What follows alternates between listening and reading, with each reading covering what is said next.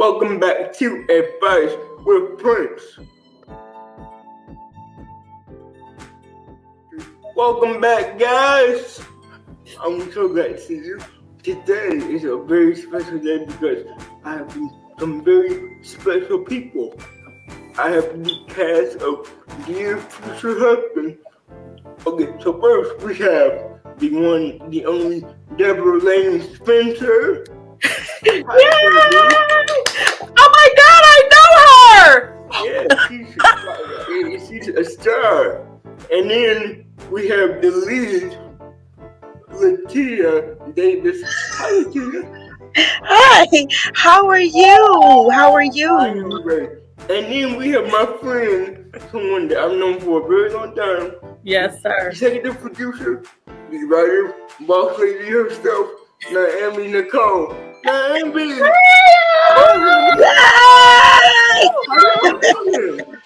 Hi, ladies. Hi. How are y'all feeling today? Hello.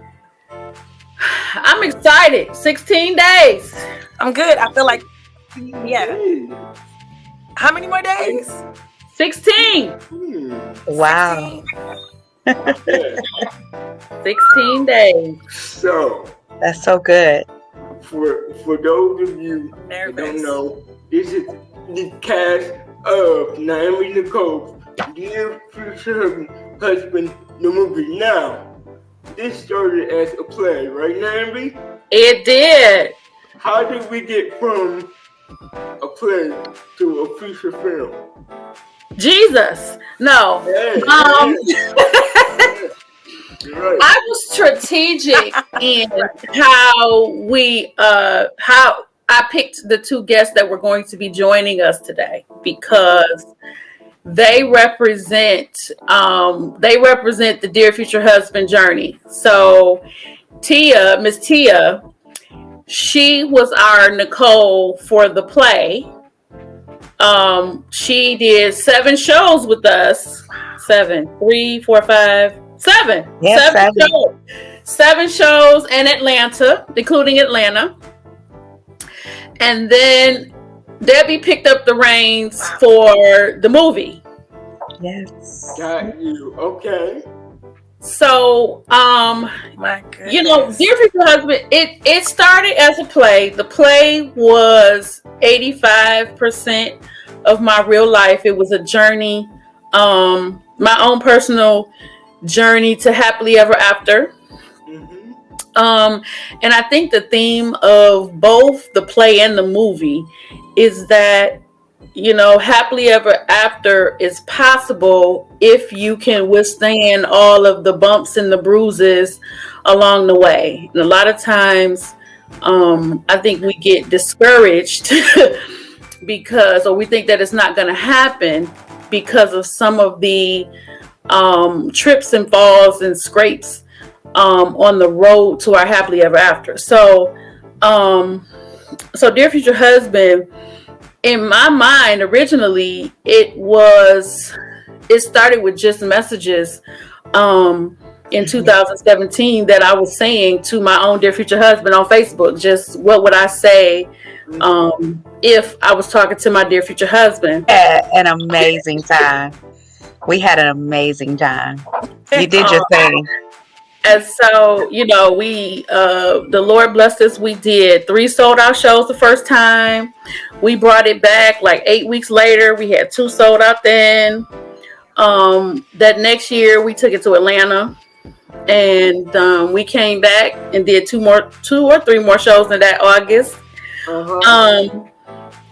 The movie came about really at the prompting of Melissa Talbot, who that Rocky was, looking to do another movie, and she thought that this idea of Dear Future Husband would be a good mesh and a good partnership between he and I. So she kind of, pushed us together and said, hey, I think you guys, this is a concept that you guys need to make into a movie.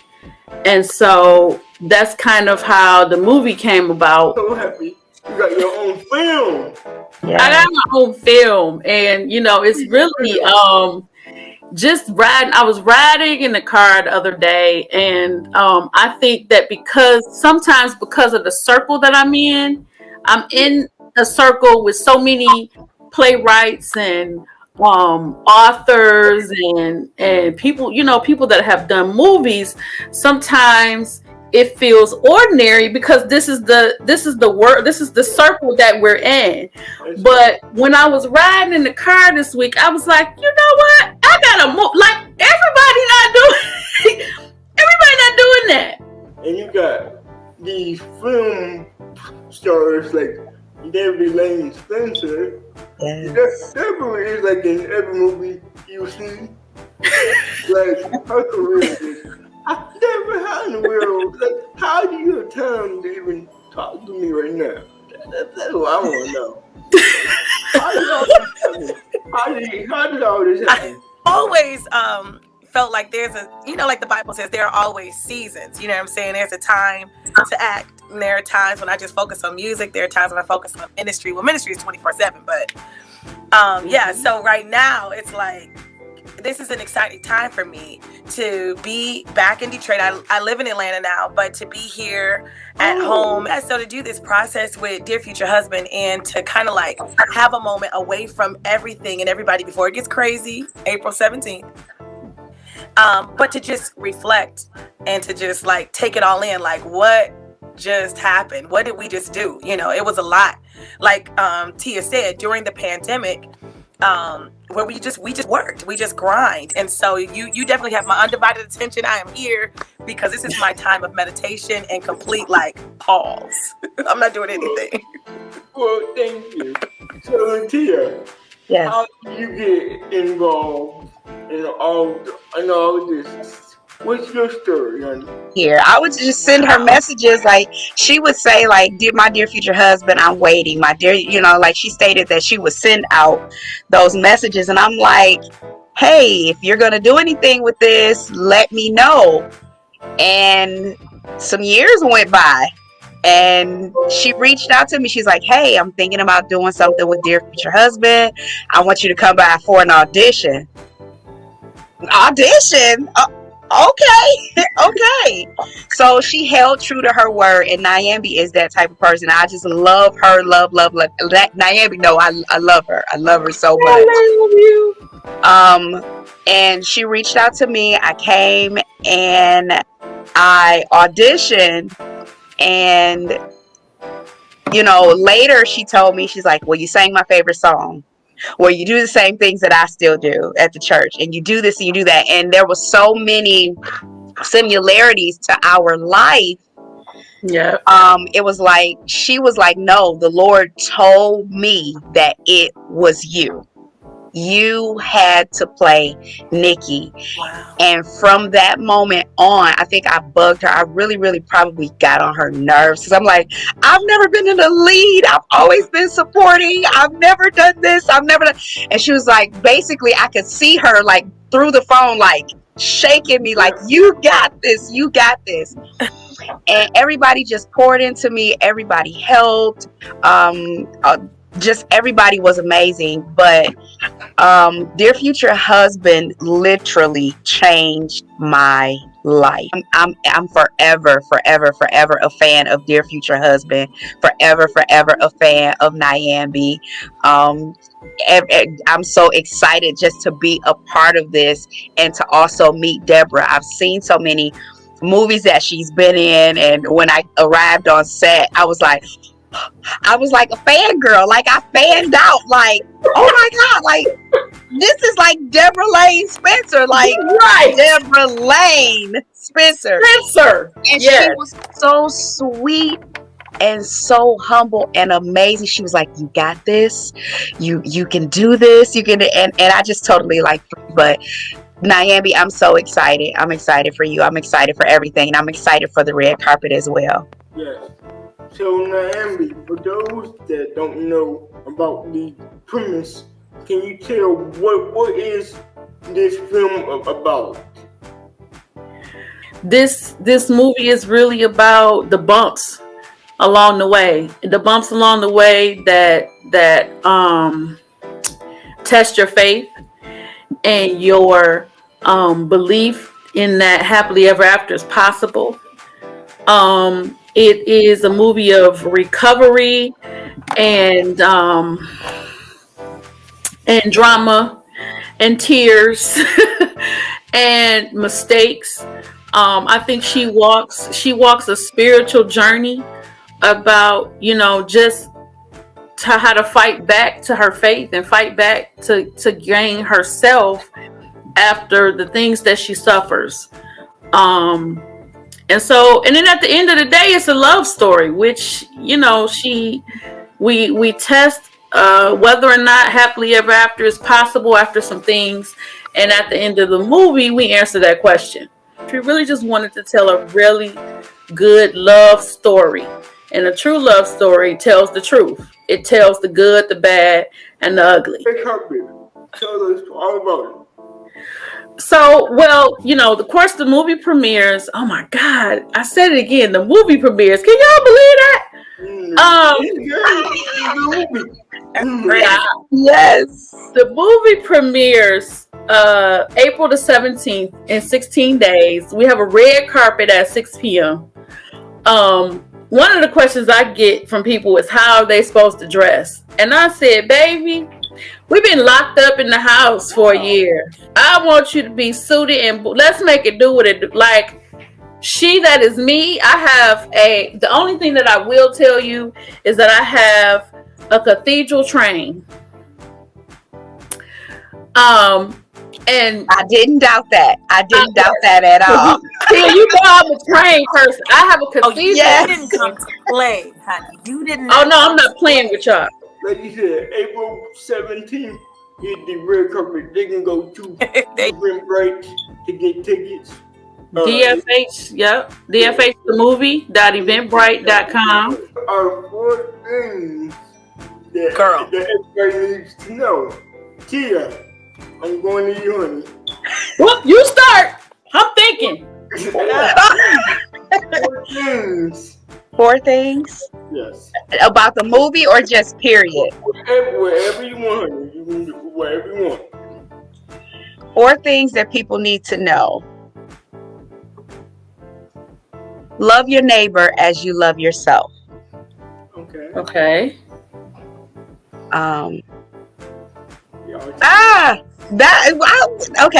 That's number 1. Number 2 would be know that you can and have confidence in doing it. Number 3 would be trust yourself. Because sometimes we don't. We do not. We do not. I did not. Even through this entire process with Dear Future Husband, when we were doing the play, I didn't trust myself. And doing the play taught me how to trust myself. It taught me how to push past what I read. It taught me how to push past who Nikki was, to even step outside of Tia to become Nikki. So I had to trust myself in knowing that even if I went past who Nikki was, that I was okay, that I was safe, and that I would be able to come back. So I learned how to trust myself doing that. And the 4th thing I would say would be just go beyond what it is that you know. If you only know a little bit about something or one thing, and you want to know more about that, start gaining material and learn how to do it. Or reading. I'm learning that now you cannot just brush over things. You have to read everything. With the pandemic and everything that's going on, I just encourage people to read instructions, read directions, read, because you need to know what it is that you're getting ready to walk into. Yes, read them contracts. That part. Listen, read those contracts. Okay. Wherever you go, there you are. Wherever you go, there you are. If you are jacked up, bad attitude, crazy in Detroit, If you go to Mexico, you're gonna be the same person. If you have a That's heart to true. love and to give, That is so good. and good intentions, you move to Nebraska, you're gonna be that person. And so it's not the destination that changes you. You have to change right where you are. Number 2, it's okay to be nervous, because we all get nervous. But don't run. Don't flee. Don't faint. Don't give up. Don't get weary. It's okay. You can get nervous. That's cool. That means you're humble. That's Yeah. good. You don't That's think that you all good. that, But if you trust God, you can do anything. Just don't run. The third thing is, did you know that if the car running, while you're running your gas, that your check engine light will come on? So you might want to turn your car off and then pump your gas. Yes. I thought she was getting ready to go deep. I was like, oh, this is getting ready to get real. Just stop. I got time to stop. I thought she was going deep. I was like, ooh, okay, honey. this gonna be good.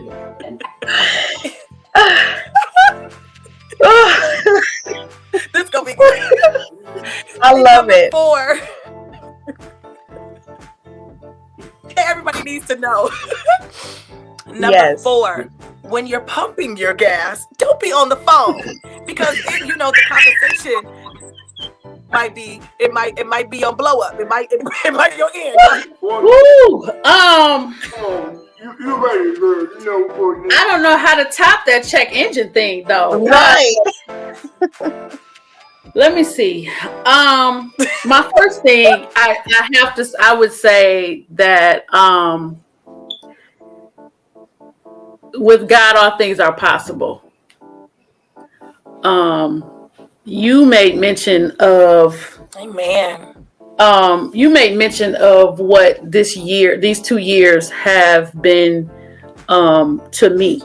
And I don't know if people it was a real struggle to get here. Yeah. For many reasons. And so I say that with God all things are possible. The other thing that I always say is God is faithful. That's my story. That's what I stick to. The third thing that I say is that this is our journey, but this is God's steps, that our steps are ordered. They're ordered whether we want to take them or not. They're ordered whether we believe that we can or not. They're ordered whether we trip and fall along the way. They're ordered. The steps of a good man are ordered by the Lord, and those are his steps while we're on our journey. Mm-hmm. And the fourth thing I want to say is that I thank God, because in this process, he put me around some people who did the dang thing. Like, I've been on some sets, I've seen some movies, I've seen some plays that people just kind of haphazardly, told the story, but he just blessed me to come into a family. I call them my family. I love them. And I'm just grateful for the journey. The divine connections that he stepped in my way and that he put in my path. And so I guess the fourth thing is always listen for God.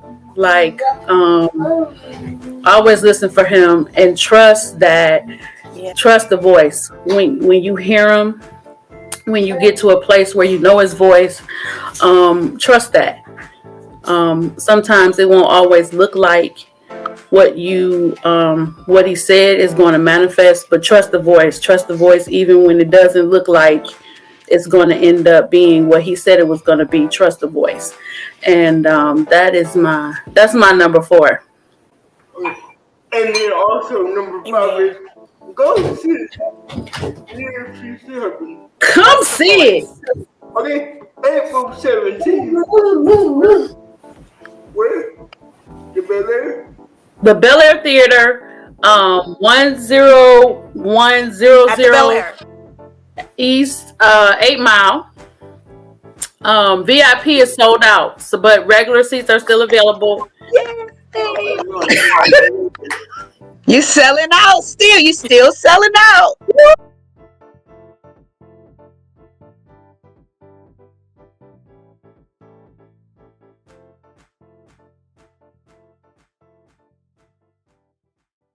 Passion, romance, sex, sin, pain, and death. Love unexpected. When you think you know your partner, think again.